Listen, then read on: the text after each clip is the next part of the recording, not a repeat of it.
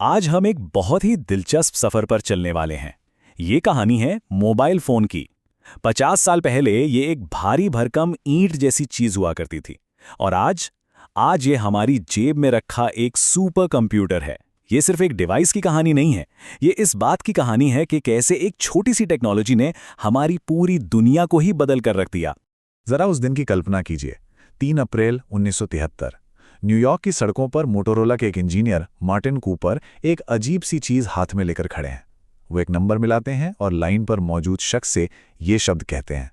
दूसरी तरफ कौन था? उनके सबसे बड़े कॉम्पिटिटर जोएल एंगल, जो खुद भी एक सेलफोन बनाने की होड़ में थे। कहते हैं उस तरफ से बस खामोशी छाई रही। ये दुनिया की पहली पब्लिक मोबाइल कॉल थी और इसी एक कॉल ने इतिहास को हमेशा के लिए बदल दिया। अब ये जो आंकड़े हैं ना, ये असल में हैरान करने वाले हैं। उस पहले फोन का वजन सोचिए, पूरा 1 किलो। और आज की महंगाई के हिसाब से उसकी कीमत करीब 8 लाख रुपए थी। और आज एक फोन का वजन मुश्किल से 170 ग्राम होता है और कीमत तो बहुत ही कम है। तो सवाल ये उठता है कि हम वहां से यहां तक पहुंचे कैसे। तो चलिए कहानी की शुरुआत में चलते हैं।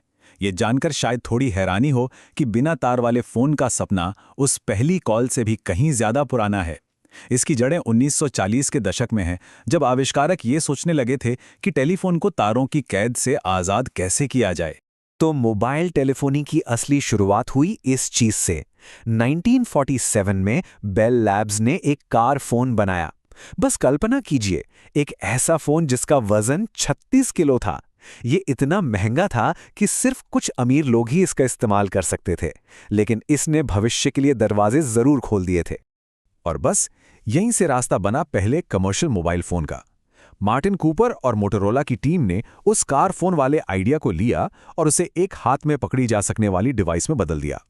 इसका नाम था डायनाटैक, लेकिन लोग इसे प्यार से द ब्रिक यानी ईंट बुलाते थे। ये अपने आप में एक क्रांति तो थी, लेकिन इसकी अपनी कुछ सीमाएं भी थीं। अच्छा, अंदाज़ा लगाइए, इस पहले फ़ोन को पूरा चार्ज करने में कितना वक्त लगता होगा? पूरे 10 घंटे।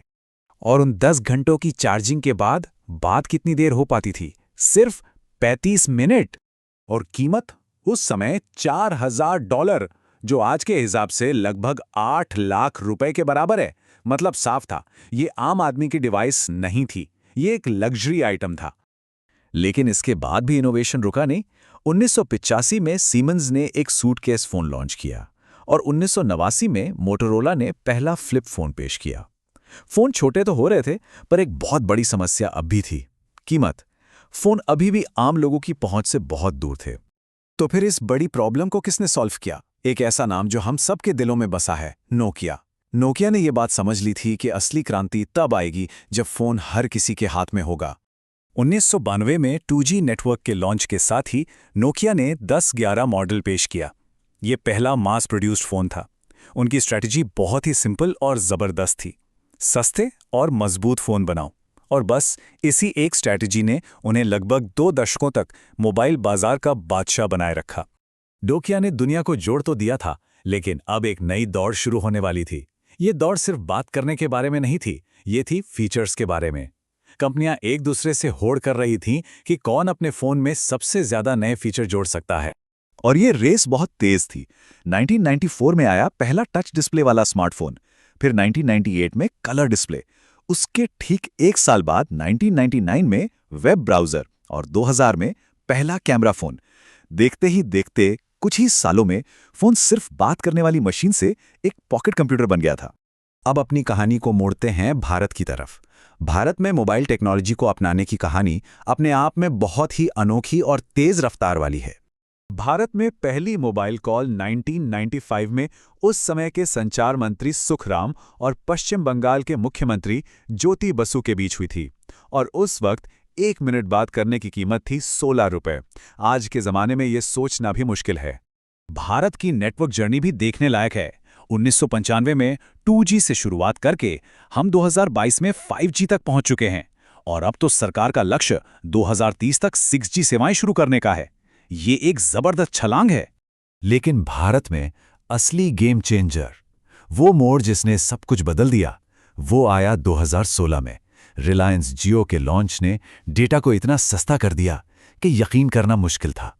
इसका नतीजा, भारत में स्मार्टफोन यूजर्स की संख्या में जैसे एक विस्फोट हो गया और देखते ही देखते लगभग हर हाथ में एक स्मार्टफोन नजर आने लगा। तो चलिए अब आज के समय पर एक नजर डालते हैं। आज मोबाइल फोन का ग्लोबल इम्पैक्ट इतना बड़ा है कि उसे समझना भी मुश्किल है। ये सिर्फ एक डिवाइस नहीं है, ये तो जैसे एक पूरी दुनिया है जो हमारी जेब में है। स्टेटिस्टा के मुताबिक दुनिया की मौजूदा आबादी है लगभग 8 अरब।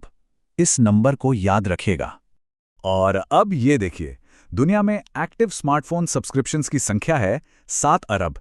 इसका मतलब यह है कि इस ग्रह पर लगभग हर इंसान के पास एक मोबाइल कनेक्शन है। और ये आंकड़ा तो और भी ज्यादा चौंकाने वाला है। सिर्फ 2001 से 2022 के बीच, यानी इन 22 सालों में दुनिया भर में 22 अरब मोबाइल फोन बेचे जा चुके हैं। ये दिखाता है कि ये टेक्नोलॉजी आज कितनी आम हो चुकी है। तो इस कहानी को हम एक सवाल के साथ खत्म करते हैं। पिछले 50 सालों में इस छोटे से डिवाइस ने 7 अरब लोगों को एक दूसरे से जोड़ दिया है। ये इंसानियत के इतिहास की सबसे बड़ी उपलब्धियों में से एक है। तो सवाल यह है कि अगला बड़ा लक्ष्य क्या है? कनेक्टिविटी की इस ताकत का इस्तेमाल करके हम अगले 50 सालों में कौन सी बड़ी ग्लोबल चुनौती को हल करेंगे? ये एक सोचने वाली बात है।